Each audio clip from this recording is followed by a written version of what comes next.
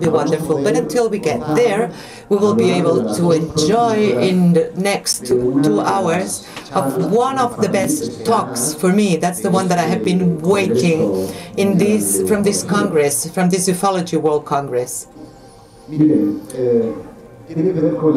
It has to do with exopolitics. I'm one among them, between these people that think that ufology is a little old, but there's a new stream of thought of investigators that accept as a fact that UFOs are ETs and that they came here to the Earth, and that it's possible that they have contacted humanity, especially special institutions, politicians, and with different establishments, and a specialty that studies these processes that imply institutions, politicians, and the relationship, the future relationship that has to be established with ETs. It's called exopolitics. Probably you will remember in my book, Aliens, Ancestral Aliens, some member, man or woman, called Nathan Hoffman from the United Nations. She was very famous because she presented herself as volunteer in the United Nations to create a welcome department to an eventual ET civilization. Since then we have advanced a lot. We have protocols, activity protocols from a landing or when an external ET comes here to the Earth, and she works with the scientists from different disciplines with the purpose of getting to know how we could communicate to them. Movies have brought us this in form of films. I don't know if you remember, I think it was last year, the movie was The Arrival. This was telling us, or was talking about, how we could communicate with another civilization. There are people that think that we have this over. We have done it. Michael Salla, our next guest, thanks to him we have this terminology, this exopolitics. He is well known in international politics, conflict solving, and United States external policy. Maybe Donald Trump has told Kim Jong-un, the guy from North Korea, that he could probably destroy the two Koreas. And he has taught in different universities in the United States and Australia. As I said, he's the one that brought us the name of exopolitics. He is the one that published Galactic Diplomacy, and he has published also a book that researches the different classifying of ovnis and the murder of John Fitzgerald Kennedy. And the last book from Dr. Salla is the Secret Spatial Program from the US Army and the ET Alliance. With this question that I will leave here, we will have enough things to think about for 2 hours. Is there really a program that has impulsed a spatial fleet? Michael Salla will speak about it. Secret Space Program. Thank you to the organizers of the conference here in Montserrat, which is really wonderful for me and my wife to come and be a part of this. I began my interest in the study of UFOs and extraterrestrial life in 2001. And that was because I saw the Disclosure Project press conference organized by Dr. Stephen Greer in Washington, D.C. And I was actually living in Washington, D.C. at the time. I was actually working at American University as a full-time professor in international politics.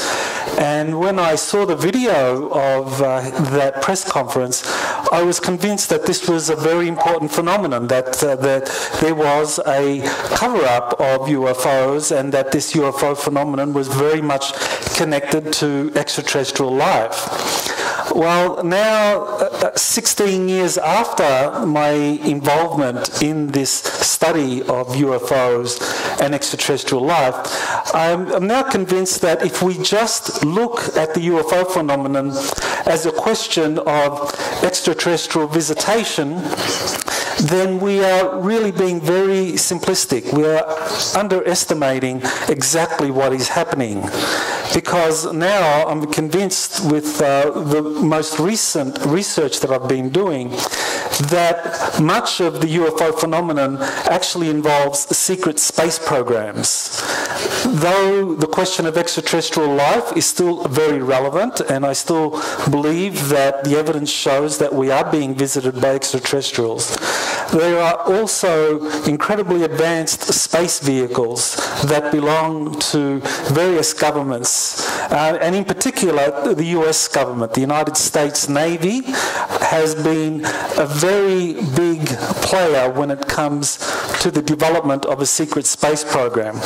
So in terms of understanding the real history of the US Navy's secret space program and how that's connected to the question of extraterrestrial life, I want to begin with someone that I believe really helps us understand how this all began for the Navy.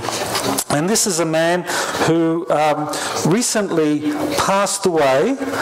His name is William Tompkins, and in 1940, 1941, because of his abilities, he was recruited by the Office of Naval Intelligence because he had an incredible memory for understanding ship design, complex placement of armaments, radar.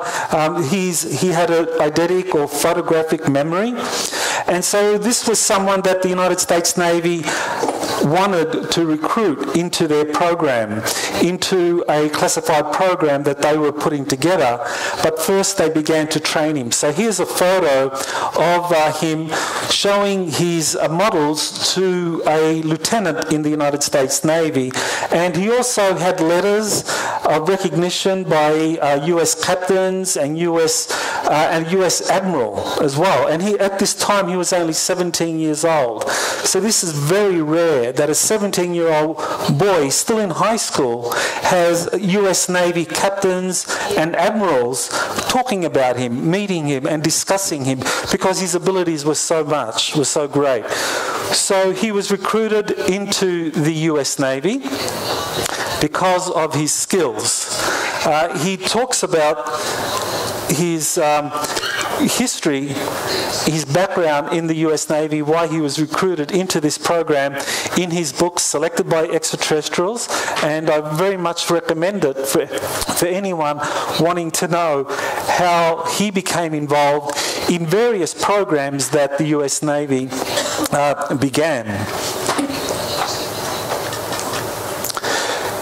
He was involved in a very famous incident in 1942.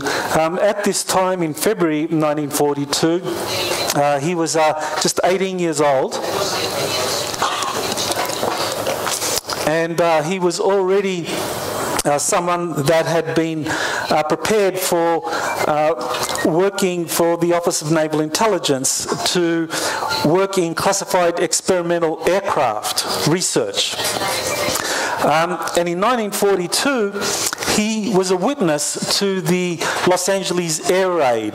This was a very famous incident in US history where on the night of February 24, 25, there was a very large UFO which appeared with smaller UFOs all around it. They were brilliantly lit. They had some internal lighting system that lit them up. And the US Army and the Navy had ships in the ports at the time. They opened up an artillery barrage because this was after the Pearl Harbor attack. So they thought that this might have been a sneak Japanese attack. But the thing was that these craft didn't attack. They just hovered over Los Angeles, and basically this was something that William Tompkins witnessed. They just hovered because this was a technology that was not yet developed at the time. Helicopters were still experimental. They were just developing the very first helicopters at the time. So there was no way a helicopter would be able to silently hover above Los Angeles for several hours with over 1,000 rounds of artillery being shot at it. So this was a very unusual craft that was there. So this was William Tompkins' description of the event. So I'll just read it out for the English speakers. Quote, just after midnight, the air raid sirens and anti-aircraft guns of the coastal artillery woke everyone up. We ran out onto the street and saw a large round craft above 7,000 feet up, floating in the air above us. It slowed to a stop right overhead and remained stationary. It was lit up by 8 searchlights while anti-aircraft shells burst all around and against it. Most of the shells exploded on the bottom of the craft. We just couldn't believe the thing hadn't exploded or been shot down. 3, then 5 other ships appeared near it.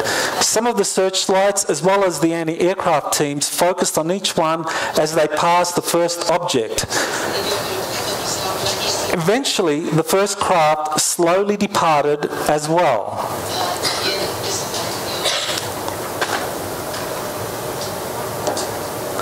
So the official reaction by the authorities at the time, publicly they basically said that this was nothing special. So the Secretary of the Navy, James Knox, Frank Knox, sorry, he basically said that the air raid and the firing of the artillery shells at this stationary UFO hovering over Los Angeles for several hours, being lit up by searchlights, thousands, tens of thousands, even hundreds of thousands of people saw this. It was well photographed. He said it was just jittery nerves. So the Navy Secretary thought that there was nothing to this publicly. The Army said that there was something there, but they didn't know what it was, so it's more important to focus on the war and just forget about it. So both the official statements by the Army Secretary and the Navy Secretary were that there was nothing really for the public to be concerned about, that whatever this UFO was, they couldn't explain it, and that people had to focus on the war effort. So that was the official reaction publicly. But at a classified level, what was really happening was something very different. And we know that because there was a leaked document. This is one of the famous Majestic documents. And it says that two of the objects that were hovering above Los Angeles on that night of February 24th, 2 of them were recovered after that night. Now, either the artillery shells shot them down, or maybe there was a malfunction of some sort, but the Army and the Navy each recovered one of the UFOs. And these were advanced technologies. These were not technologies known to the US military at the time. These were not technologies that the Japanese or Nazi Germany had developed. These were extraterrestrial technologies, and this is what the report says, that this was something that was beyond human engineering at that time. And so one or both of the craft were taken to Wright Field in Dayton, Ohio, which is the premier US Air Force research facility. At the time, it was called the Army Airfield. US Army Airfield ran that. There was a FBI memo, a document that confirms that Wright Field was where recovered UFOs were taken. And so this is an authentic FBI document that has been released, and it shows that that the 1947 Roswell crash was taken to Wright Field. So I'm telling you this because it's important to understand that Wright Field is and continues to be the place where foreign technology is studied by the US Air Force. Any kind of foreign technology, whether it comes from Germany, Russia, or some extraterrestrial civilization, it's going to be taken to Dayton, Ohio, because that's where the Air Force studies these kinds of technologies. But the Navy had its own program. They had something separate to what the Air Force was doing. The Navy, during the Second World War, the Navy program to understand these extraterrestrial technologies that had been recovered from Los Angeles. This was headed by James Forrestal, who was in 1940 became the Undersecretary of the Navy, and then by 1944 became the Secretary of the Navy. And he was, according to William Tompkins, someone that was communicating with Nordic extraterrestrials.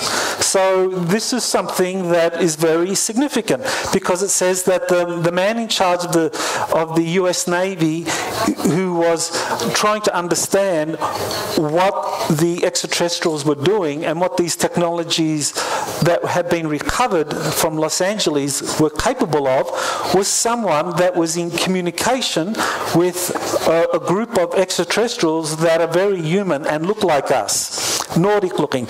Any Nordic extraterrestrials here? Raise your hands. We want to just acknowledge you. Oh, we have one. Okay. So we have these Nordic extraterrestrials helping the US Navy, according to William Tompkins at the time. That's quite incredible if you think about it. But as I explained through the presentation, there is a good reason for why this was happening, why the Navy was chosen to be an institution that these extraterrestrials wanted to work with. According to Bill Tompkins, the Navy actually chose someone to head this program to study the UFOs that were recovered from the Los Angeles air raid, that it was a young engineer. He was at the time a commander in the US Navy, and he was working out of the Navy's Bureau of Aeronautics in Washington, D.C. So this is what William Tompkins said about him. He said, "What's most important here, Secretary of the Navy Forrestal had a communication from Nordics to make a selection of the individual who was to take this Navy espionage program. What's important here is that of the 37 admirals that could have been picked to handle this, an individual who had not been influenced by having graduated from Annapolis or gotten all of the incorrect information about everything on this planet, which is misinformation that's been given to us by the reptilians for at least 5,000 years controlling the planet," end quote. Well, that's quite an incredible statement, because he's saying that there's another group of extraterrestrials called reptilians who have been in control of the planet for 5,000 years or more, and that they have helped implement an educational system that really doesn't provide the best understanding of science, and that people who are not really thoroughly grounded in this kind of conventional training or scientific training are better able to understand extraterrestrial technologies. So this is important, because he's saying here that the extraterrestrials know that scientists, because they've been conditioned through a certain indoctrination and program, cannot understand extraterrestrial technologies.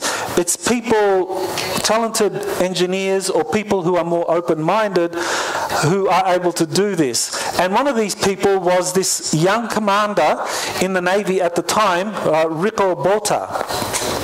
And because he was still open to scientific understanding of unconventional technologies, he was someone that this group of Nordic extraterrestrials said to the Secretary of the Navy he should be the one running this Navy espionage program that was planned at the time for understanding advanced technologies in Nazi Germany. So there's documents that actually help prove this, that this actually was happening. Here you have one document that comes from the National Archives, the US National Archives, and it shows that at this time, this was Rick Obora was the commander of the Bureau of Aeronautics Power Plant Department. So this was the division of the Navy which was responsible for developing the most advanced jet engines, or the most advanced engines for the Navy's combat aircraft and their bombers that was in part of the war effort. So he had a very important position because he was the head of this department. So here's a document, and the important thing about this document is that it says that on February 25, 1942, he was ordered to travel to Wright Field for an undisclosed mission. Well, as I explained earlier, Wright Field was where the Army Air Force took the craft that had been recovered after the Los Angeles air raid. They took it from Los Angeles all the way to Ohio, the other side of the country, and they took it to Dayton, where this technology was to be studied. And on the very day that they recovered the craft, this Navy commander is ordered to travel from Washington, D.C. to Dayton, Ohio to study something. And I think this is a very important document because it shows that Botha was very much involved in the classified study of some craft that had been recovered from the from the Los Angeles air raid incident. So according to William Tompkins, he says that this craft that had been recovered from Los Angeles was a gift from the Nordic extraterrestrials to the US Navy. So in other words, this group of human-looking extraterrestrials wanted to help the Navy understand these advanced extraterrestrial technologies because they thought it was going to be important for the Navy for its future and for helping the US in the war against Germany and Japan. That these were unmanned drones. So these were a gift from the Nordics, according to Tompkins, to the US Navy. Again, incredible information.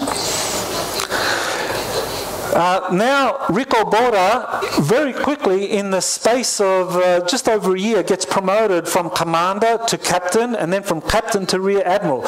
So now he's the rear admiral. And he has two jobs. He has an official job.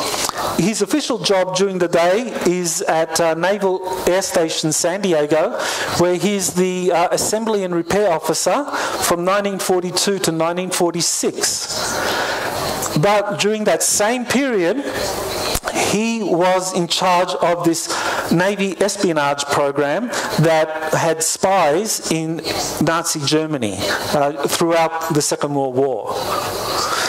Here's another document from the National Archives. So this is an authentic document, and it shows that Rick Obora, just before he transferred to Naval Air Station San Diego, was actually traveling to these Navy and Air Force experimental aircraft facilities to study the programs that were there. So for someone to be setting up a Navy espionage program to understand experimental aircraft that were being developed in Nazi Germany during World War II, it would be very important for him to travel before he set up this program to US military facilities and corporations that were also studying experimental aircraft designs and jet performance and anything related to this.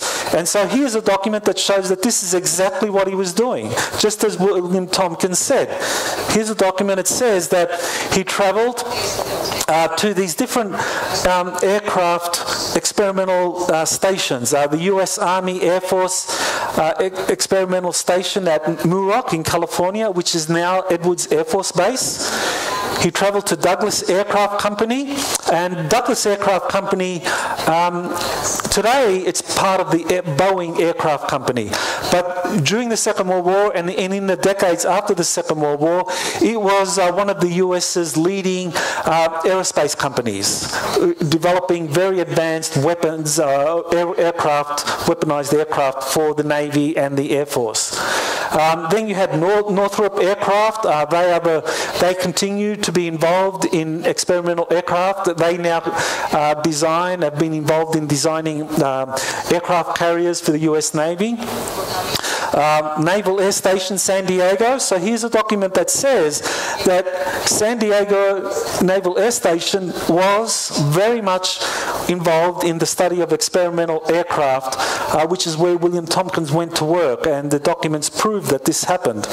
And another company, Consolidated Aircraft Corporation, which is also now been incorporated into Boeing. So this shows that that there was a Navy espionage program that was set up, that was run by Admiral Ricklebotham, and that William Tompkins was a part of this. That documents actually prove this. That I have a book here that actually has all the documents there for you to look at, the US Navy's secret space program. Now, why was Germany a leading nation when it came to experimental aircraft, or things that the Navy believed that was very important for the Navy to understand because of their advanced nature, and that this somehow was related to extraterrestrial life? Why Germany? Well, according to William Tompkins, what the Navy spies learned was that Germany, during the early part of the 1920s, became a pioneer in experimental aircraft because of this lady, Maria Osich. In 1919, immediately or shortly after the end of the First World War, she formed the Vril Society, which was a German secret society very much interested in higher consciousness, in being able to utilize higher consciousness for developing psychic abilities and for being able to utilize advanced technologies. That these were the sort of things that the Vril Society believed in. And so Maria Osich was supported by many German secret societies that also believed that higher consciousness was the missing key to evolution as a species, and also being able to master advanced technologies. Because the Germans very much believed in ancient Atlantis, ancient Hyperborea.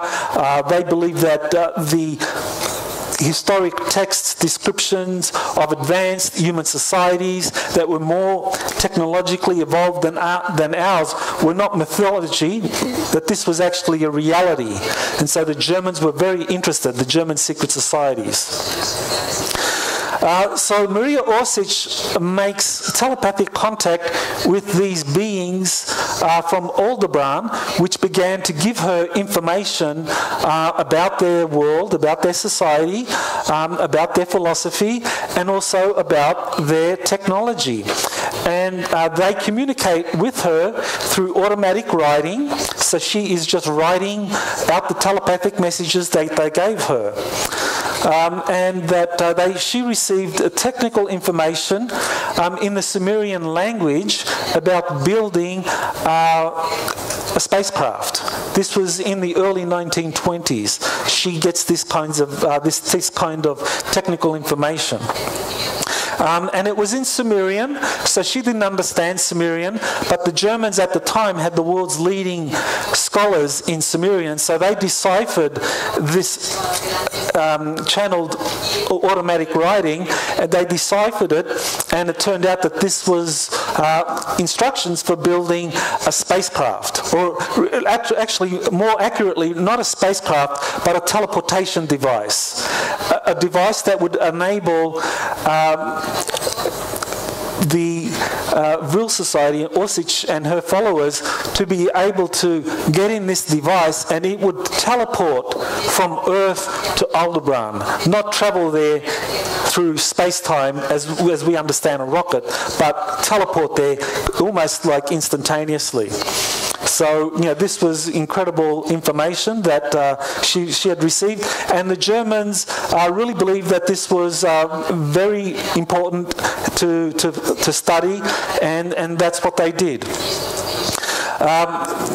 Prominent members of the Vril Society included Winfried Schumann, who was the professor at the Technical University of Munich at the time, and he was the one that began to assemble the first prototype of this craft that Maria Osich got information on from these extraterrestrials. So here's a document that shows that Professor Schumann was actually part of the Project Paperclip scientists who were summoned to Wright Field in Dayton, Ohio, because he had experience in electrogravitics, electrostatics, and rotating high-energy plasma.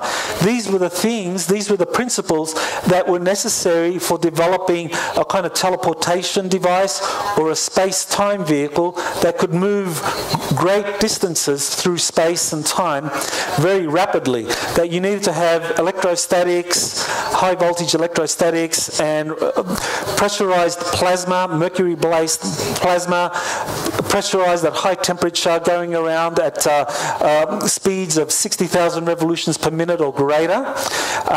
With that kind of those principles, you could manipulate space-time. So this was something he was involved in, and we have a document that suggests that this was exactly what the US military authorities were interested in after the Second World War, because he was summoned to Dayton, Ohio. This document says he was taken to Dayton, Ohio to help the Air Force understand some of the recovered German technologies, the German spacecraft, the prototypes that had been retrieved.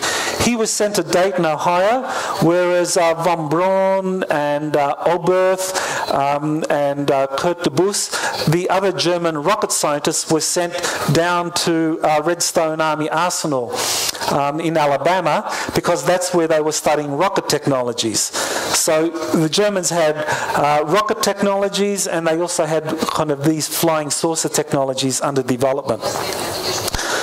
So this was all being learned in Germany throughout the war, because everything I've said so far is what William Tompkins says that the Navy spies were reporting back to Naval Air Station San Diego to Admiral Bolter, who was then reporting to the Navy Secretary James Forrestal. Now, an interesting part of history is that Maria Osich was very friendly with Nikola Tesla. Nikola Tesla was Croatian, and Maria Osich's father was also Croatian, and he was also an engineer like Tesla. So he and Tesla were friends, and Tesla was introduced, Osich at some point was introduced to Nikola Tesla. Now, Tesla, we all know a little bit about his incredible mind and ability to come up with advanced technologies, futuristic technologies. But one of the things that's not well known about Nikola Tesla is that he himself believed that he was an extraterrestrial. He didn't believe he was a human in the conventional sense. There's a book by Arthur Matthews, who was one of Tesla's proteges, and he described how Tesla believed he was an extraterrestrial himself. He said, quote, Tesla said that he believed he came from the planet Venus, and during the landings of a spaceship on my property, the members of that ship said that Tesla was a child from Venus. So according to Arthur Matthews,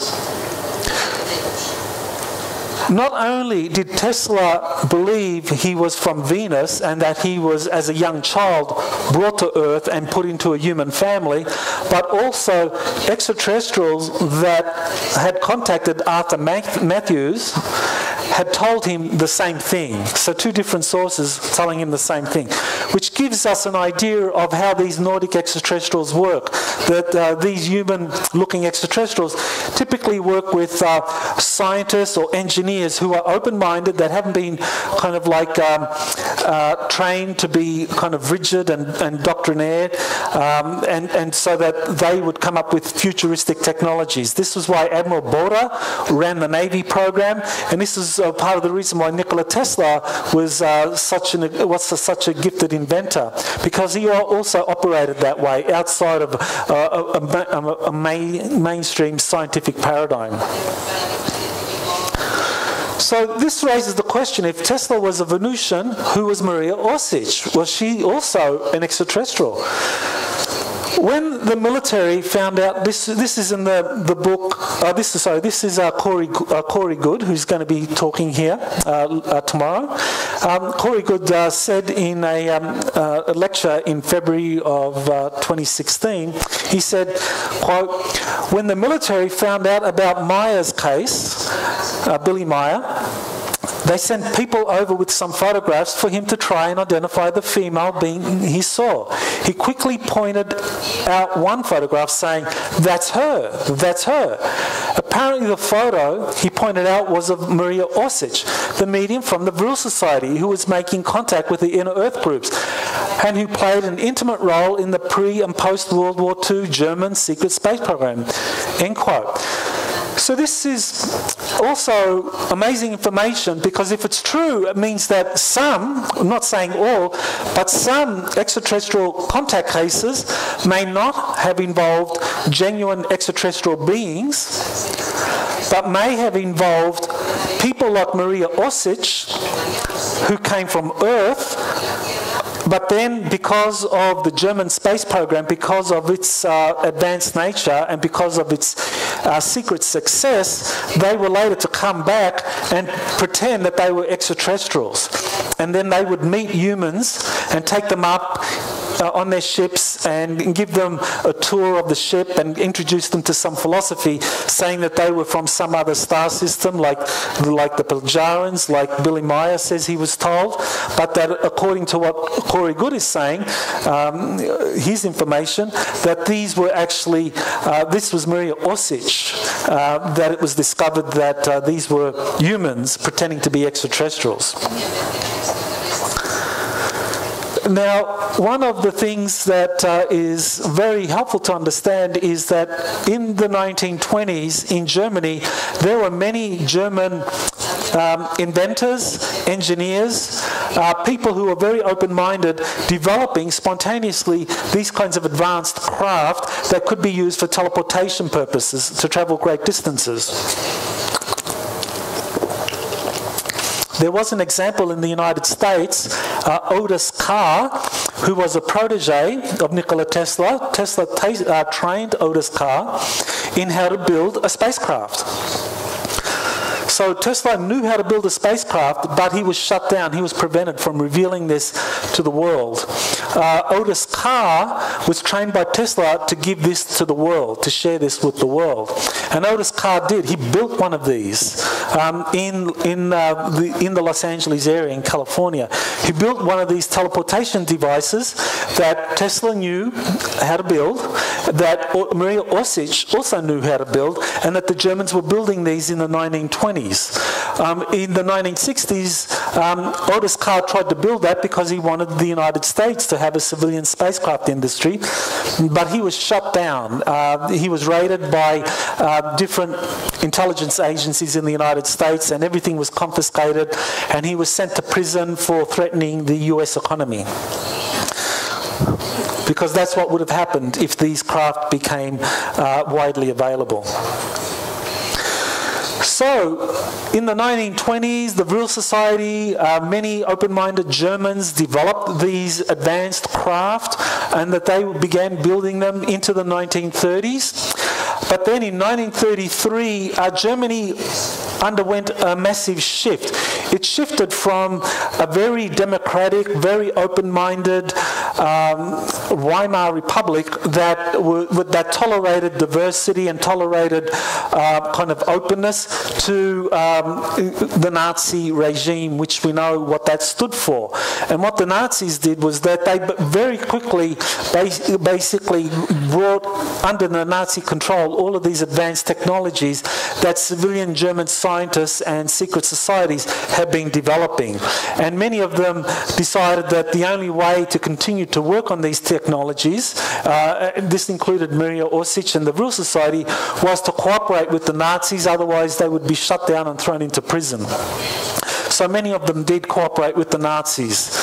And this is where the Navy spies say that they learned that during the latter part of the 1930s that Hitler's regime reached an agreement with a group of reptilian extraterrestrials.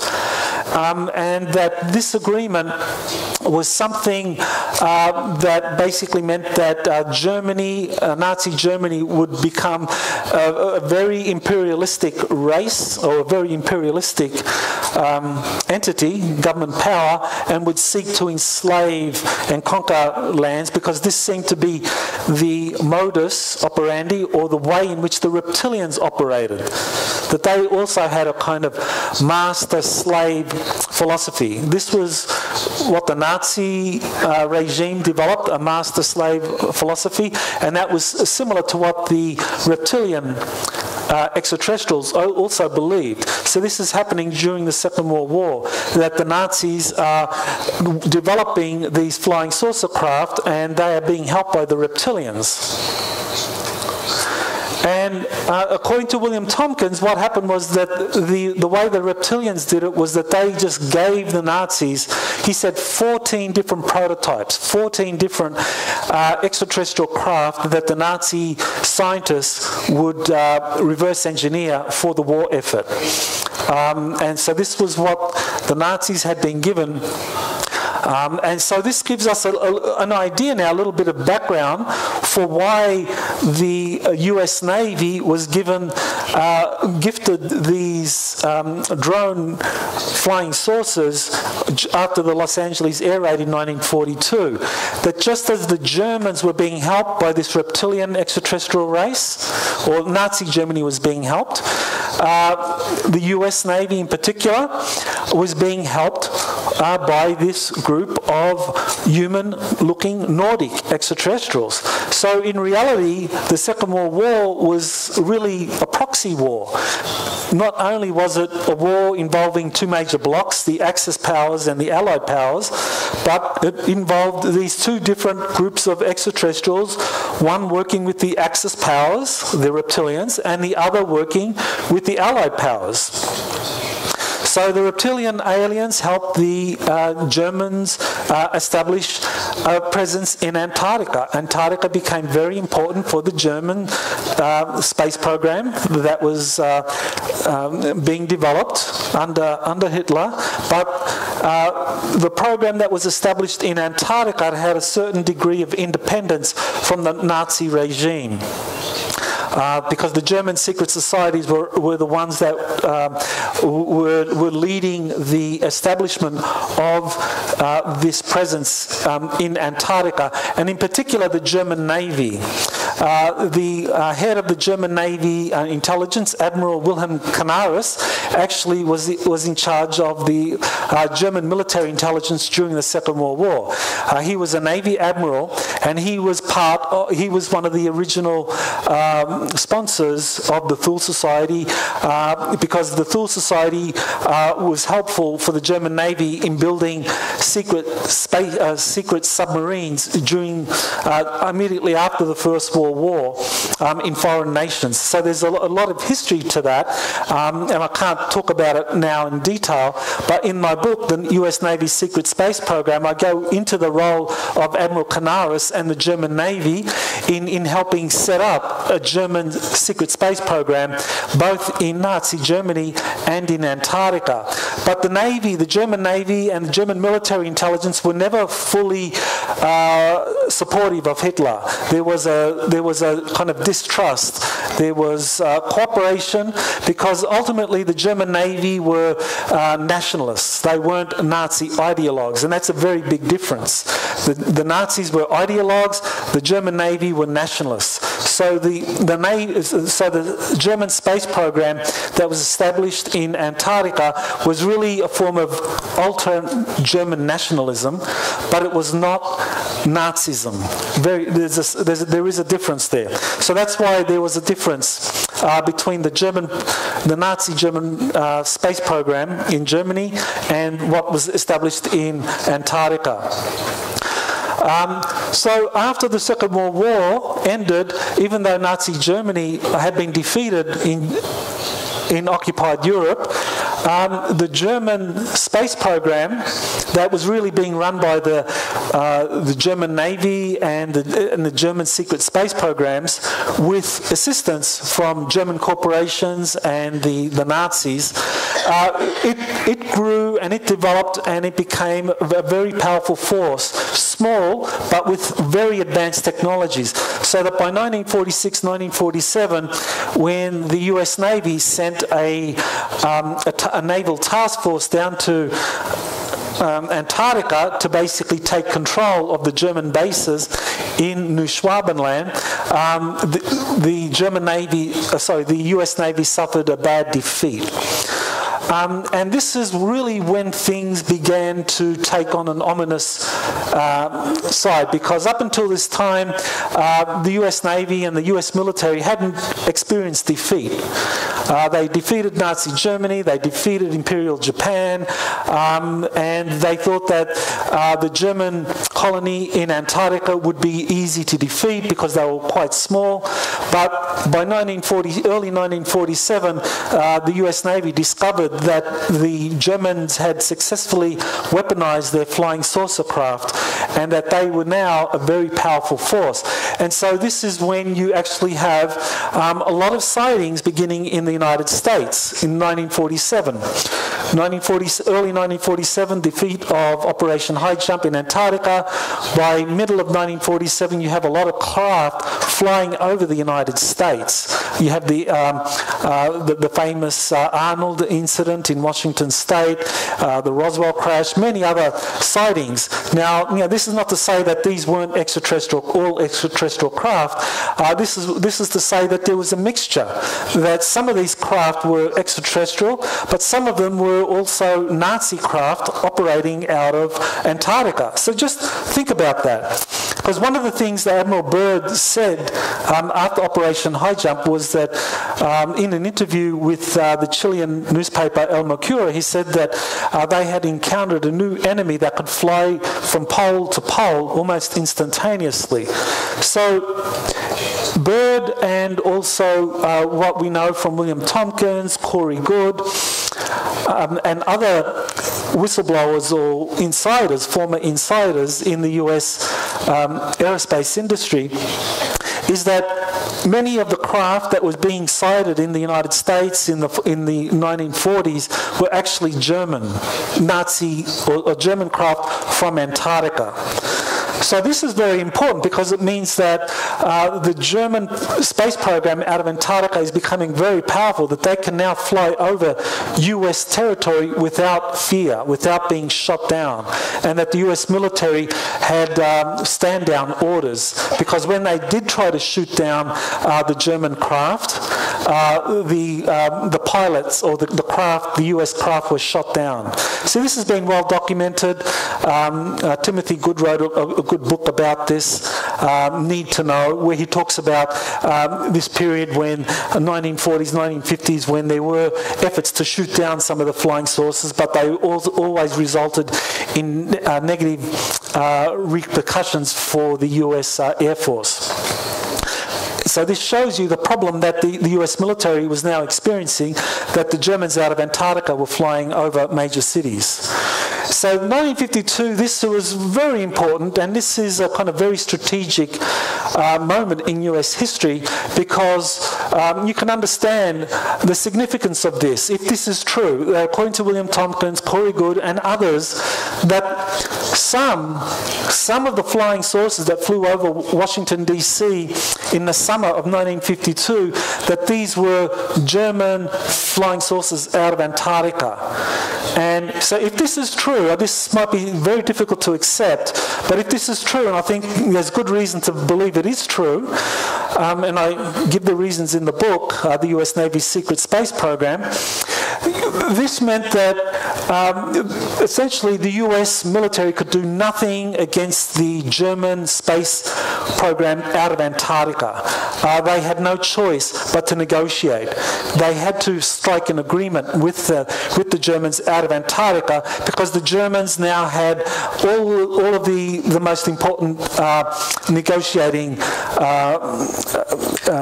cards to play. You know, they were able to fly over US cities or US territory with impunity. They were able to fly over the capital of Washington, D.C. Without any fear at all. And the US Air Force had to stand down during this incident. So negotiations were conducted, and these were conducted out of Air Force facilities.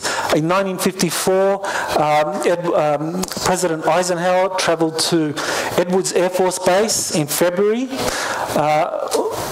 And in 1955, he traveled to Holloman Air Force Base in New Mexico, and this is where the agreements were finalized. And so then, basically, the United States military-industrial complex began to be infiltrated by the German space program, and how they did that was that they began to bring in many more German scientists out of Germany who were like a fifth column under Operation Paperclip. And these German scientists now were pushed into leadership positions. Werner von Braun became the director of the Kennedy, became the director of the Marshall Space Flight Center in and also you had Kurt de Boos, also another former Nazi, becoming the director of the Kennedy Space Center in Florida. So all of these German scientists, rocket scientists, were now being pushed into. That was always very puzzling. Why were German scientists given this kind of very fast track route to citizenship and security clearances? And this is what really happened, because the US Republic really was taken over because of these secret agreements, and the military-industrial complex became compromised by the Nazis. So this was something that was of great concern to the US military, who understood this, especially the Navy. The US Navy knew what was happening. They knew the strategic consequences of the failure of Operation High Jump and what would happen. So they came up with a plan. They had a plan to counter this infiltration of the US military-industrial complex. So I discussed this plan in the book, the US Navy's Secret Space Program. So what was the plan? What was the plan that the Navy had, and what did Nordic extraterrestrials have to do with this plan? Why did they choose to work with the US Navy? So this is what happened.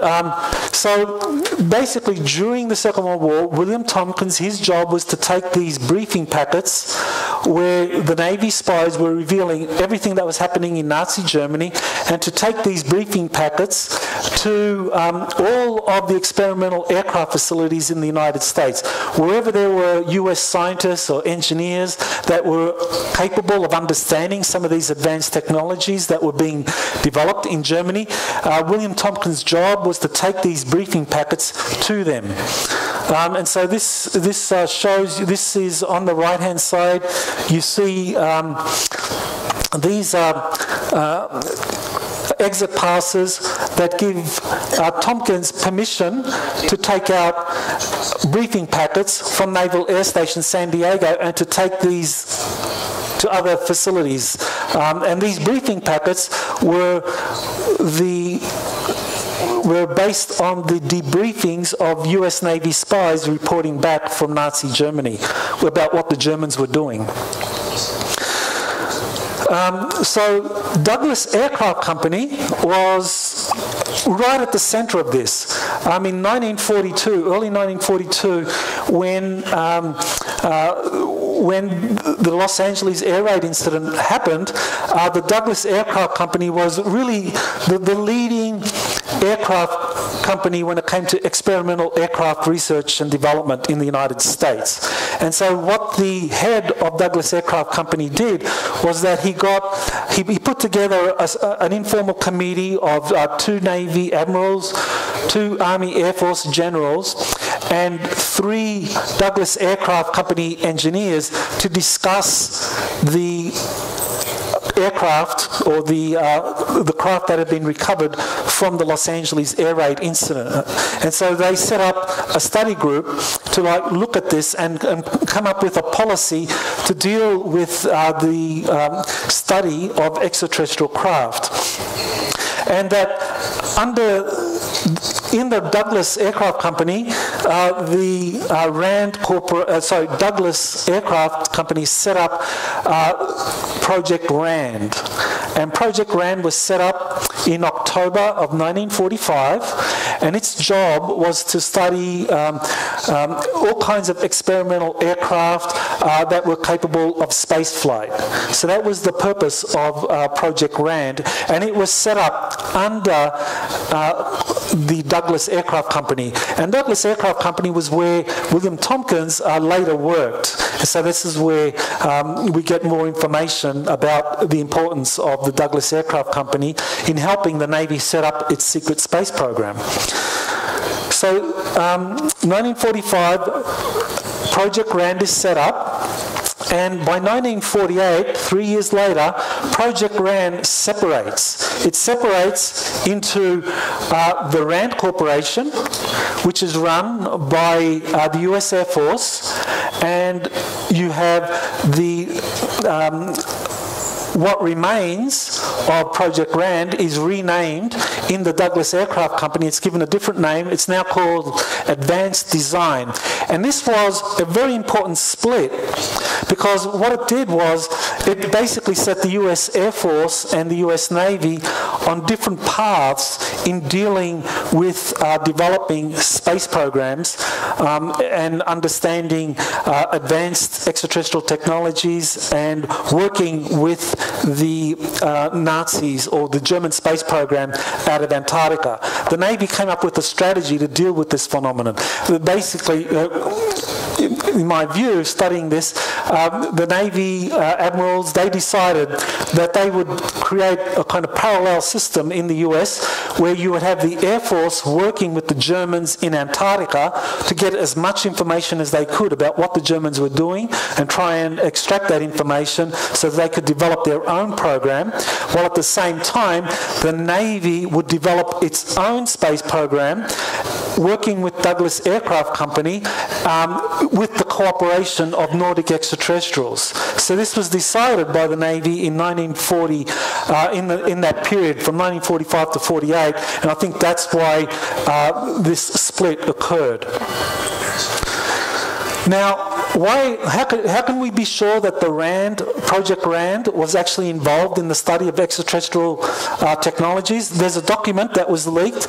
This is from September 19, 1947, and it shows that the RAND project was studying extraterrestrial artifacts. So this is one of the leaked Majestic documents. This is a document which is allegedly a government document that has been released without official disclosure. So government authorities will still deny that this document is legitimate, but document authentication experts have said that it is genuine. And this document points out that the RAND project, when it was still part of the Douglas Aircraft Company, was in fact studying extraterrestrial technologies.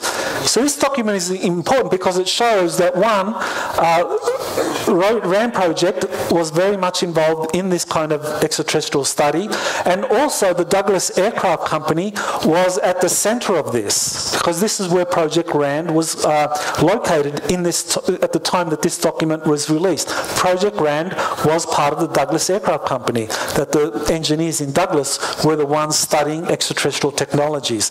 And the Douglas Aircraft Company was where William Tompkins began working in 1950, shortly after this document was issued. So, as I mentioned, the US Air Force and the US Navy take different approaches. The US Air Force basically justified setting up their own program because they thought, quote, Major General Curtis LeMay, then Deputy Chief of the Air Staff for Research and Development, considered space operations to be an extension of air operations. And so he commissioned a RAND study which basically justified the creation of an Air Force space program that would be completely separate to what the Navy was doing. So this is what happened, and this was the study that came out of Project RAND while it was part of Douglas Aircraft Company. It was the first proposal for setting up space surveillance, manned space surveillance craft, or space stations, to monitor things on the Earth. So there you have the US Air Force, the National Reconnaissance Office, Defense Intelligence Agency, National Security Agency, setting up a secret space program which continues to today, where they are focusing on space surveillance. The US Navy, in contrast, is interested in developing aircraft carriers, flying aircraft carriers and space carriers. In 1931 to 1933, the US Navy had two flying aircraft carriers. The USS Akron and the USS Macon. And these were dirigible, hard edge or surface dirigible craft that were aircraft carriers, and these were flying at the time. Whoops. Okay, here we are. So this shows you the aircraft landing on this flying aircraft carrier in 1931-33. So this shows that even in the early 1930s that the Navy was very interested in developing flying aircraft carriers. So it supports what William Tompkins says, that by the 1950s the Navy is very interested in developing flying aircraft carriers for space. So, and I mentioned already how the RAND project separated into this different factions. You know, one working with the US Air Force under RAND project, so under the RAND Corporation, and the other working with Douglas Aircraft Company. And Bill Tompkins writes in his book, quote, I had been flying up to Douglas from Naval Air Station, North Island, San Diego, since spring of 1943. Now, 7 years later, it had been over a year since the divorce. The atmosphere in the tank was thick with overwhelming tension and resentment. The personnel who had been forced to stay with the family, Douglas Aircraft Company, were hit the hardest. Those who wanted to stay but who had to leave also had strong feelings. So this is the split. This is when the Douglas Aircraft Company, which ran Project RAND, had to split it. One side working with the Air Force, one side working with the Navy, and the Project RAND, the engineers and the scientists, they didn't know this, and so they were very upset with the split. But there was a strategic reason for this, as I mentioned. So from 1951 to 1963, William Tompkins worked at the advanced design under Elmer Wheaton and Dr. Wilhelm Klemperer, where UFOs and anti-gravity technology was studied for designing future US Navy space battle groups. So this is a document that shows that the Navy, Douglas Aircraft Company was studying unconventional propulsion systems, including anti-gravity. So this document is dated from 1955. So this is a legitimate document from Douglas Aircraft Company showing that Douglas was studying anti-gravity principles at the time. Now, William Tompkins describes the process, but it's a detailed process by which the Navy was getting Douglas Aircraft Company to come up with these unsolicited bids where Tompkins and other personnel in Douglas would come up with designs for space battle groups. So just as you have an aircraft battle group with an aircraft carrier, a cruiser, destroyers, minesweepers, escort ships, what the Navy had in mind was to do exactly the same thing in space. In deep space, you would have space battle groups run by the US Navy. So that's what they were planning to do, and this was the design for a kind of large space carrier, and it would have been several kilometers in length. And here you see the USS Akron, which was about 800 feet long, and compared to the space carrier that could carry all sorts of supplies and freight for this space battle group that would be deployed deep in space. William Tompkins described the modular construction process, but you could read about that in the book if you're interested more in the engineering of these. Oops. Okay, let's see. Okay. All right, there we go. So now he gives the design of one of the flagships where the admiral, the space admiral, the Navy space admiral, who would be in charge of the battle group, this would be his flagship. And so you see the information at the bottom that William Tompkins provided for this bid to the Navy. It says Naval Galactic Battle Group, flagship, battle cruiser class flag, anti-gravitation engines from Douglas Advanced Design. So 1.6 kilometers. So we're talking about a craft that was a mile length. And so this, as you can see smaller craft, triangle craft. This was the plan. Eventually they would have these small triangle craft that would be the craft that would deploy from these space battle groups. So here you have the triangle craft design for how they would enter and leave this flagship, this space flagship for the Navy battle group. So how was William Tompkins and the engineers in the Douglas Aircraft Company able to do this? How were they able to develop very large space battle groups? According to William Tompkins, they were being helped. They were being helped by these Nordic extraterrestrials. He says that the Nordic extraterrestrials began to infiltrate US society, and that they infiltrated the Douglas Aircraft Company, and that one of these, actually there were three of them, that were helping William Tompkins when he was working at Douglas Aircraft Company. And this is how one of them looked. He said that they were very beautiful people. There were two females and one male working at the Douglas Aircraft Company. Very beautiful beings. They would look like movie stars.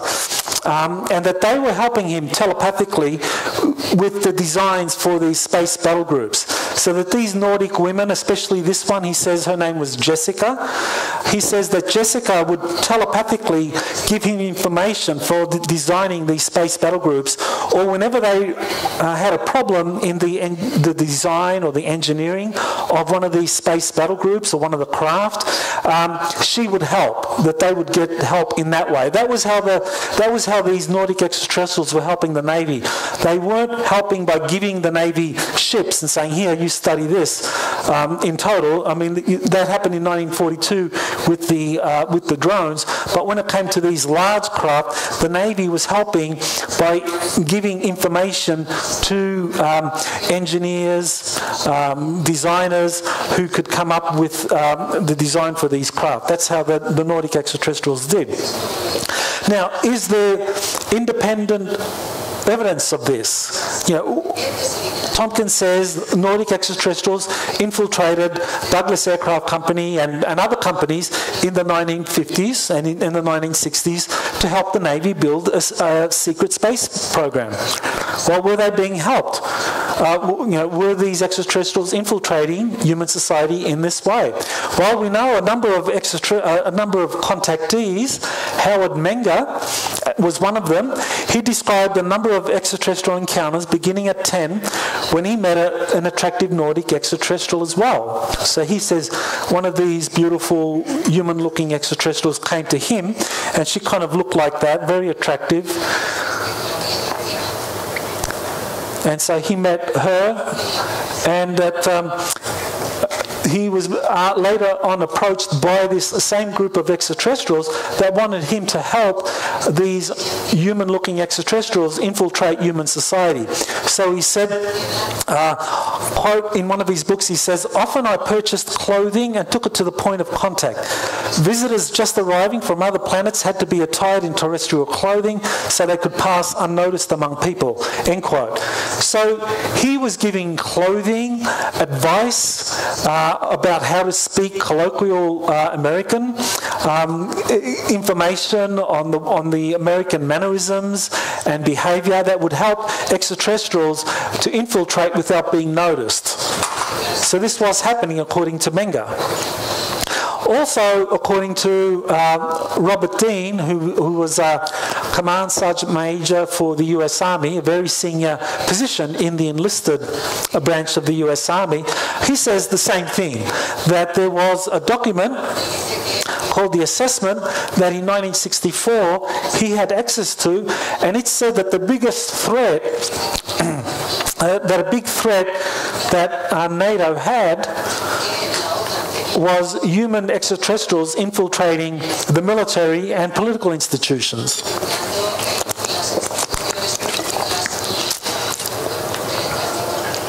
So this is pretty much what William Tompkins said was happening at Douglas Aircraft Company, and that he was working with these human extraterrestrials that had infiltrated Douglas. So what did the Nordic extraterrestrials want? Why were they doing this? Why were they helping the US Navy develop space battle groups? According to Tompkins, they did it because they wanted the US Navy to become future allies, where they would support these Nordic extraterrestrials in a galactic empire. So not only did we have a proxy war between different groups of extraterrestrials during the Second World War, but after the Second World War,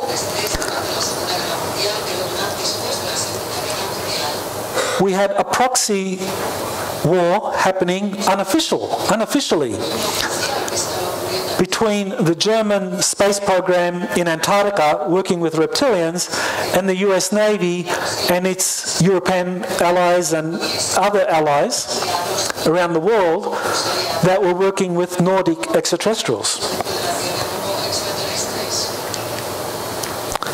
So the US Navy was helped by the Nordics to build space battle groups. So that's a phenomenal insight that William Tompkins has provided us, and I think that he's provided a lot of evidence, a lot of documents to support that this really did happen, and a lot of corroborating witness testimony from others suggests that this was happening. So now the question, and I think some of you probably have this question, why the contrast with the Space Brothers? George Adamski, in this picture, he was visited by Orthon, who was from Venus, and Orthon from Venus was basically telling Adamski that humanity was too warlike, we had to be more peaceful, we had to give up our development of nuclear weapons, and we had to develop a more spiritual philosophy before we got these advanced destructive technologies.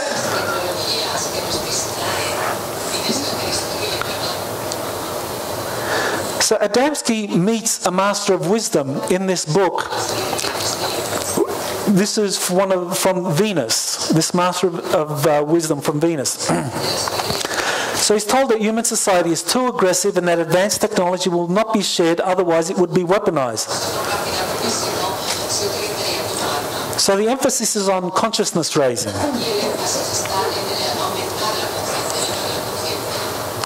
And then we have South American contactees, and I'm very pleased that we have some of the presenters that have already been talking about some of these contact cases from South America, because I think that they are very, very important, and I'm very pleased to see that.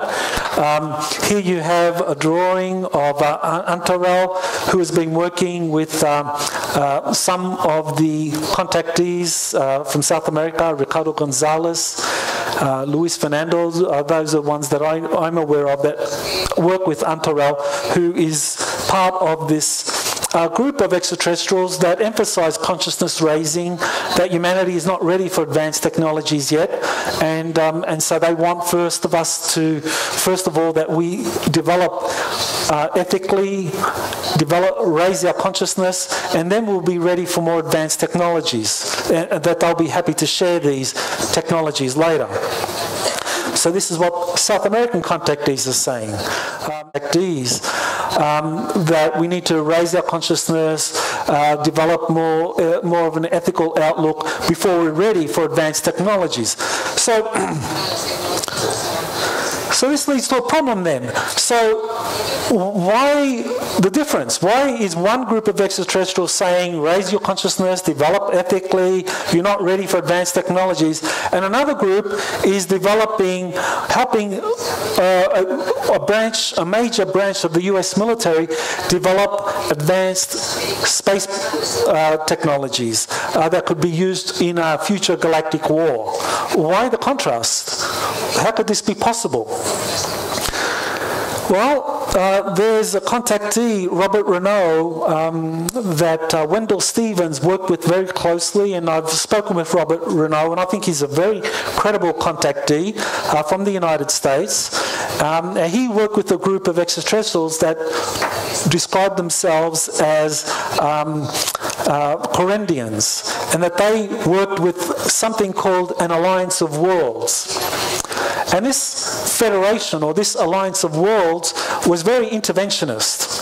They wanted to get involved in problems and fight against those doing evil things or trying to undermine peaceful relations in the galaxy or between planets. But there was the other group, which is the Galactic Confederation, which are more pacifist, more non-interventionist, that they think that it's better to kind of like raise consciousness, behave ethically, and that in that way you will be able to transcend the problems that afflict humanity. So very different approaches by two different groups of human-looking extraterrestrials. And according Robert Renaud, that these two different groupings of human-looking extraterrestrials, while they have respect for one another, they have very different philosophies. So in a way, this illustrates the attitude between, say, the European Union and the United States when it comes to dealing with trouble spots like the former Yugoslavia when there was the breakdown of the war. The European Union wanted to promote dialogue, conflict resolution, whereas the United States was very much more interested in basically sending in warplanes to kind of like force the parties to the negotiating table. Very different philosophies, but this I think shows us that just as we have differences between major nations that we consider democratic and developed, so too extraterrestrials that we might think are very similar to us, they also have very strong philosophical and political differences in how they deal with problems and planets like ours, which is a very difficult planet because of all of the advanced technologies that exist. So there is Alex Collier, who talks about the kind of strategic imperative here. He's a contactee from the United States. I think also he's very credible. He said, quote, "There is no such thing as self-rule in the Orion Empire." That's the reptilian. The Orion Empire is the reptilian empire. "There is only one nation on Earth with experience in self-rule, the United States. This is why the focus is on destroying the United States. This is the reason the Andromedans are coming back, because some 300 years into our future there is tyranny. It has all been traced back to our solar system. We're in the middle of it."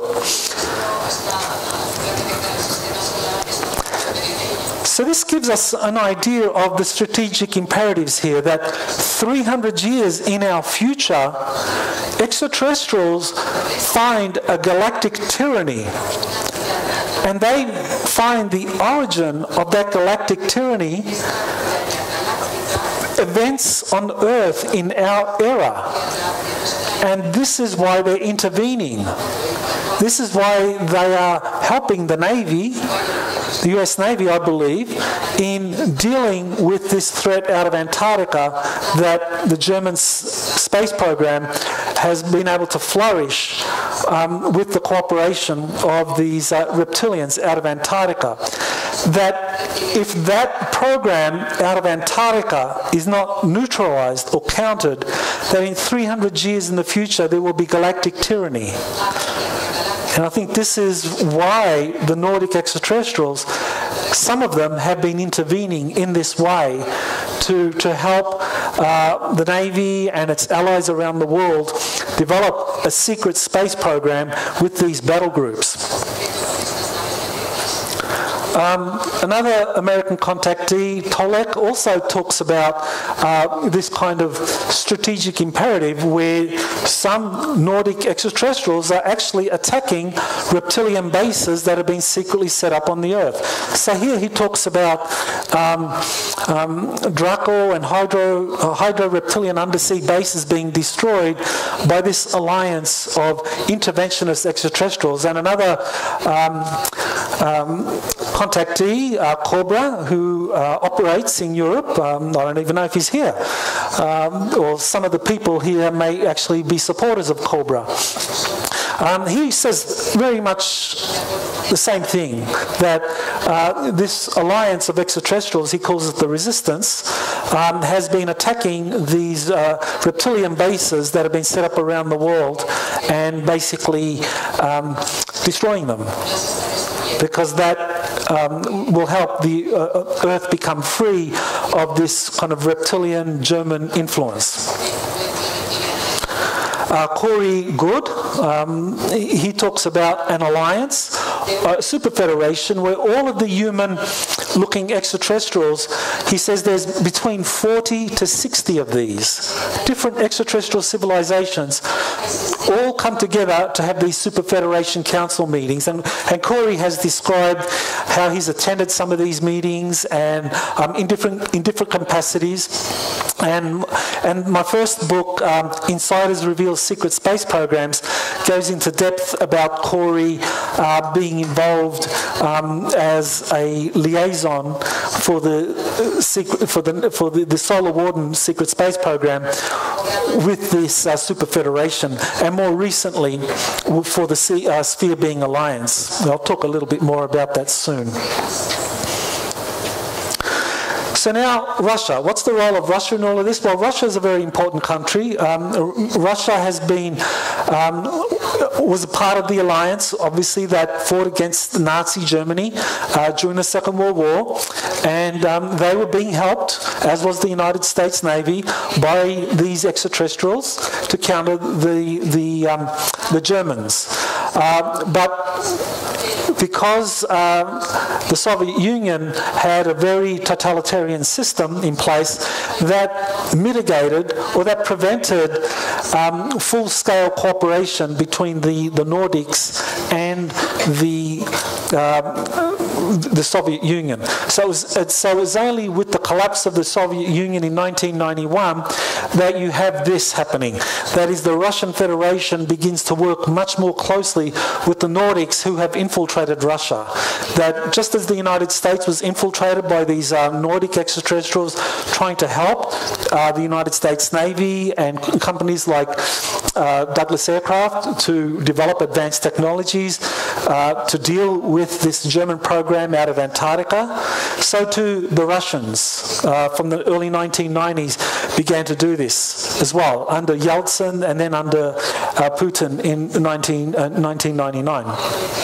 There's evidence for this. In 1997, there was a meeting between Kursan Ulumshinov, who was the president of the president of the World Chess Federation, and also the president of the Republic of Kalmykia in Russia. So a very senior politician, head of the Russian republics, and he had meetings with extraterrestrials. And he said at the very bottom, he described his meeting with these extraterrestrials, these human-looking extraterrestrials, quote, "They are people like us. They have the same mind, the same vision. I talk with them. I understand that we are not alone in this world. We are not unique," end quote. Well, he was allowed to go onto Russian TV to talk about his encounters while he continued to hold these very important positions later in the 2000s under Putin's administration, and this was because Putin wanted this information to come out, that he wanted Russians to know that there are extraterrestrials that are working with Russia. And this was a way of doing that because Lumshinov was never punished for doing this. In the United States, any politician that openly started talking about meeting human-looking extraterrestrials and that they are friends, that they're just like us, he would be very quickly booted out of the system because, as I mentioned earlier, the US has been compromised at an institutional level. The military-industrial congressional complex is controlled by this German group in Antarctica, has been for a long time, but there are groups within the United States led by the Navy with the support of the Marines and others kind of white hats in the military who are basically working with these Nordics to try and free the United States from this kind of oppression that is being led by the Germans out of Antarctica. 5 minutes. Thank you. Okay, so I'm going to have to move quickly. So the Russian PM also discusses extraterrestrials amongst us. So this is where this was a hot microphone incident where he says he had the codes for human Solar Warden and Secret Space Program Alliance with defensive technologies. So the aim is to help the Navy and the Russians and others that are trying to deal with this threat humanity is facing, this hidden threat, by giving them advanced technologies, but these are more defensive in nature rather than offensive. So in early 2016, Goode describes a battle in Antarctica where you have this alliance between the Russian and the Earth Alliance are combating this space program that is based in Antarctica, that is being run by the Germans, the Reptilians, and the US military-industrial complex, which has been compromised. So basically, according to Corey, the Sphere Being Alliance is this group of 6th to 9th density consciousness beings who are leveling the playing field, who are trying to help both sides reach parity in terms of destructive weapons so that then negotiations can happen. So they have a kind of philosophy that as long as you have a technological imbalance, then genuine negotiations don't happen. Once the technology is similar, then there'll be negotiations, and that's apparently what they're trying to do here. Now, because of time, I'm going to skip through this, but the US Air Force has been investigating claims of a secret Navy space program, because as I mentioned, the Air Force and the Navy separated back in the 1940s. The Air Force setting up its program, the Navy setting up its program. And there was a strategic reason for this, but the Navy knew it, but the Air Force didn't, because the Air Force is the junior service in the United States. They don't know as much as the Navy. So the Air Force officials are investigating, well, is there such a thing as a Navy service? So they interrogated people, and they reached the conclusion. There were two things, two possibilities. One, there was a visiting group of Nordic extraterrestrials known to the military-industrial complex secret space program that is manipulating Corey through mind control and feeding him accurate information for an unknown agenda. Two, Corey is associated with a Navy-run secret space program, which is part of a secret space program alliance, and he's working with a visiting group of extraterrestrials called the Sphere Being Alliance, which is what he says. Okay, so how many more minutes do I have? How many more minutes? 3 minutes. 3, thank you. Okay, so I'll move quickly. Early this year, there was a document released by the Defense Intelligence Agency, allegedly from, this is the premier US military spy agency, and it talked about Nordic extraterrestrials. For the first time, the US Air Force was talking about human-looking extraterrestrials. Now, this Defense Intelligence Agency document refers to human-looking extraterrestrials. This is the first time that this has ever happened. And they talk about these Earth-like humanoids. There are several variations, more or less like ourselves. The majority of these are friendly and are the bulk of our extraterrestrial biological entity contacts. Most have a high degree of psychic ability and all use science and engineering of an advanced nature. So, you can look at this on my website, exopolitics.org. So I talk about cylindrical UFOs, President Trump visiting MacDill Air Force Base, talking about new technologies for the Air Force. Soon after that, you have these flying triangles being seen over the MacDill Air Force Base. Go to the website exopolitics.org to read this. Hurricane Irma, that this was actually steered to MacDill Air Force Base, where the Air Force has its some of its secret space program facilities, and where some of its covert operatives are working with these Nordic extraterrestrials. So now what's happening is that the Nordics have begun working with the US Air Force. Okay, so the Vatican is involved in this as well. Again, not enough time, but you can go to my website to read about the Vatican involvement in all of this.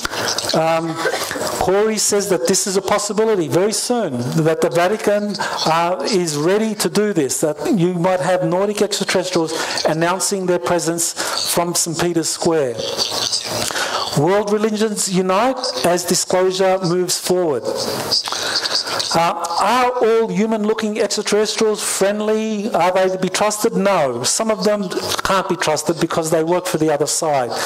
This is one group, the tall whites, that do work for the other side. I've talked about them on my website there. Also, Corey talks about them on December 11 and also says they are not to be trusted. So not all human-looking extraterrestrials are to be trusted. According to Corey, there are 4 groups that are human-looking, looking like us. I've got 7 slides. I'll go real quick. And according to Corey, the extraterrestrials are brothers and sisters of the Confederation, so they can be trusted. So some human-looking extraterrestrials are our friends. They can be trusted. They can be worked with, and they're working with various military groups. The Nordics are working with the Navy, the Russians, and of course with private citizens and with the South American contactees. So there are different factions, different groups of extraterrestrials here. We need to make the right choices, who to work with, who are our friends, who are our foes. We need to be discerning. We need to know this because this is going to be important for the future in terms of how we as private citizens make choices about which extraterrestrial groups are friends or not, who to work with, who to support. 2 more slides. So we are now on the verge of a global transformation because we know there are positive extraterrestrials working with us, that there's this group of the Sphere Being Alliance trying to encourage a process whereby we transform the planet to move forward. So we, everyone in this room, we're vehicles for presenting a revolutionary global narrative of truth, friendship, harmony with our Nordic, ET, Inner Earth and Sphere Being Alliance friends. We need to create the optimal timeline, the best path forward. How do we do that? This is what I think we can do. We need to have a disclosure event's going to happen soon. The planet is going to be overwhelmed when they realize the truth about many of the things I've been discussing. Many people are going to be very, very angry, and this is not a good thing. We need to be in a place where we need to combine principles of truth and forgiveness. When we learn the truth, we need to be ready to forgive those who did terrible things. Justice and mercy. We need to find justice for those that have been tremendously harmed by the secrecy and the abuses that have happened. But also to have mercy for those who did these things, because often they were in situations where it was like you follow orders or you die. I mean, as simple as that. So they're the 2 books that discuss all of this. Thank you for your patience, and I think we have a few minutes for questions. Thank you.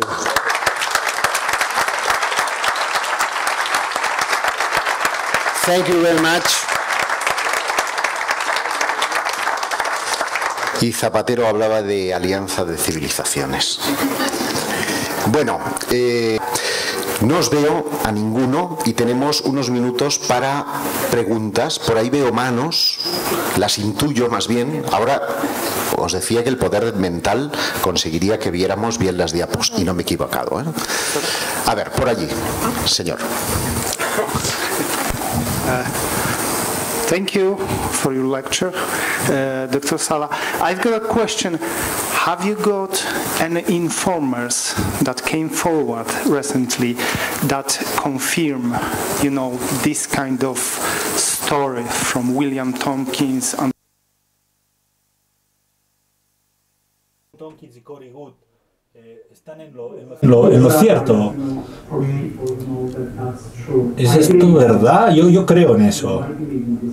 What he said, and that basically he said that that the U.S. Marine Corps set up a system whereby when the secrecy system got out of control, when it ceased to be ethical and the U.S. Republic was threatened from within, which is what happens now, that the Marine Corps would be that the Marine Corps and the Navy would be the military service that would actually reveal the truth to the American public, and that's what's happening now. And another source out of MacDill, lives near MacDill Air Force Base. He's taking photographs. He's being given help to take photographs of some of the Air Force and some of the secret space program vehicles that are operating out of MacDill Air Force Base, and also being shown the cigar-shaped ships that actually are extraterrestrial. So he has those photos, and I'm putting them up on the website now, so you can read up there. You've mentioned MIGUEL, do you know him? Any chances? Is there any chance that this guy is a disinformer? MIGUEL? Right, this is a military officer, yes, I know him personally. Lo conozco personalmente. Others that have vetted him, and he's given us a lot of documents that we've been able to study, and that when he comes forward, these documents will be released. But he was a very decorated army officer. He was. He's worked in a number of professions. I don't want to say too much because he still wants to be anonymous. But yes, he has worked for the military, special forces in the military, and also with the U.S. police force, and also with the United Nations as well at a level. So, but this is part of the documentation that will be released. I've vetted him. Goode has vetted him. Gaia TV has vetted him. So we've looked over his documents, and he's very solid. And it's very fortunate because we just lost William Tompkins just a few 3 weeks ago. So that was a very big loss to all of us. But this gentleman is now going to come forward with his own documents, and that will help bring a lot of military people and a lot of police in the United States and internationally on board, because many of them don't know that this sounds like science fiction, what I've said. But when you have very highly credentialed people say, yes, I worked in this secret space program, that the 20 and back program is real, I worked for it, and they have documents showing that they work for the Army, they work for the Marines, they work for the United Nations, they work for the different police forces in the US. People like that have a lot of credibility. One more question. Yeah, I have another question, Michael. I have a question. Is another name for this Nordic people in the German genetic is a name Ariani, going out from the third world and going in the past and coming now back to us. Is this correct? That's a very interesting question. Corey talks about that the inner earth beings are actually our future selves that went back in time, and that they are here to kind of like guide us through this critical period in our history.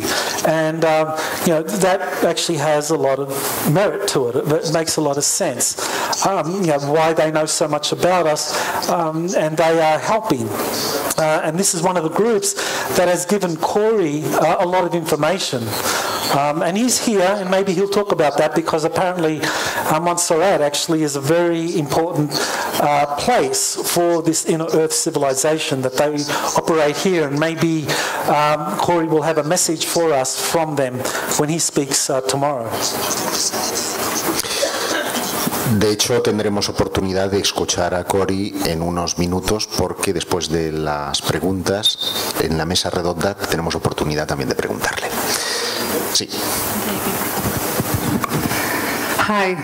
I want to ask you, you have been talking about Nordic and ETs, and I suppose all of them are positive, but it's said that there are someone which one are negatives, and I wanted to talk about this, please, and talk too about the Nordic people, which one is in the Friendship Island in Chile, if you know something about that.